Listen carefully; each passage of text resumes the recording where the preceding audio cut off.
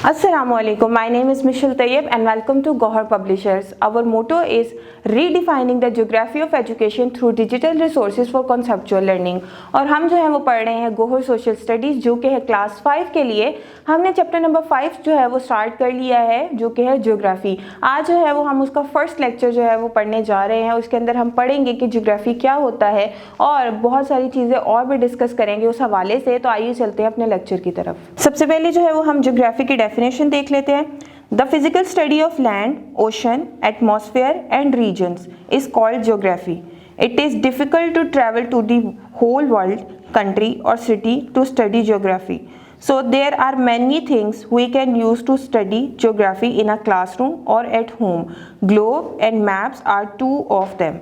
अच्छा जी, वो कहता है कि किसी भी जगह के जो है वो ज़मीन, उसका एटमॉस्फेयर, उसका जो आपकी आबो हवा है, उनके रीजन्स को हम ज्योग्राफी कहते हैं। यानी इन सब की म्यूचुअल स्टडी को हम ज्योग्राफी कहते हैं। अब ये बड़ा मुश्किल है कि आप पूरी दुनिया घूमें, पूरी दुनिया की सिटीज़ देखें और फिर आप पता लगाएं कि जी वहाँ का रीजन कैसा है, एटमॉस्फेयर कैसा है, क्लाइमेट कैसा है।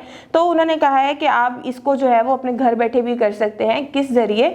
या आप मैप्स देख सकते हैं या आप ग्लोब देख सकते हैं। 5A पार्ट है globe and map skills.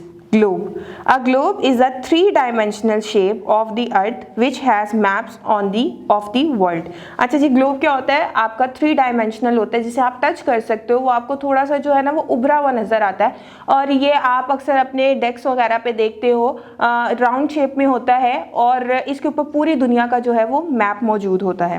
Map, a map is a drawing on a globe on a paper or any flat surface to show the shape and location of a place, city, province or country. इसके बरअक्स जो map होता है, map क्या काम करता है कि उसके ऊपर आपके जो पूरे वर्ल्ड है उसका ज्योग्राफी मौजूद होती है। वहाँ पे आपकी सारी सिटीज़ मेंशन होती हैं, आपकी अपनी कंट्री मेंशन होती है और डिफरेंट सिंबल्स दिए होते हैं ताकि पता चल जाए कि कौन सी जगह जो है वो कहाँ पे है और वहाँ पर कौन कौन सी और दूसरी जगहें मौजूद हैं।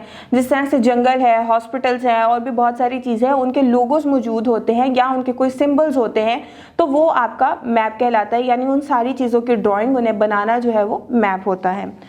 Reading skill of globe and map.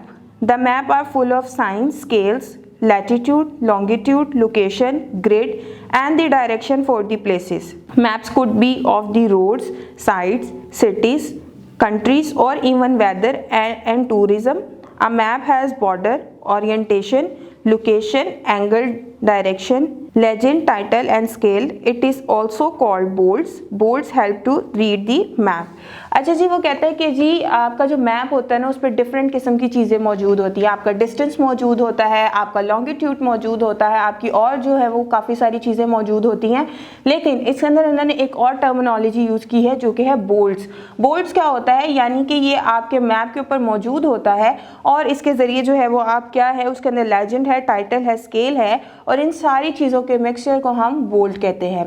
तो ये मैप को पढ़ने की भी कुछ स्किल्स होती है। अगर आपको पता है कि कौन सा सिंबल किस चीज़ का है तो आप इजीली मैप को पढ़ सकते हो।